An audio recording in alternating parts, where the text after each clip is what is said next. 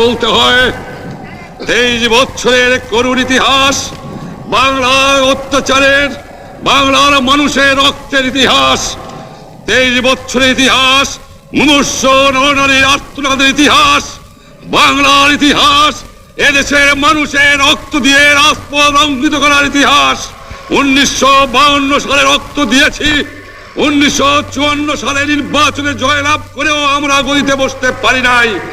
1958 সালে আইয়ুব খান মাশাআল্লাহ জারি করে 10 বছর পর্যন্ত আমাদের গোলাম করে রেখেছে।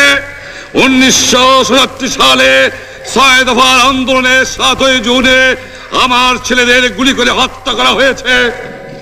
1969 সালে আন্দোলনে আইয়ুব খানের পতন হওয়ার পরে যখন ইয়াহিয়া খান সাহেব সরকার নিলেন, তিনি বললেন দেশে শাসনতন্ত্র দেবেন, গণতন্ত্র দেবেন, আমরা মেনে নিলাম। তারপরে অনেক ইতিহাস হয়ে গেল, নির্বাচন হলো।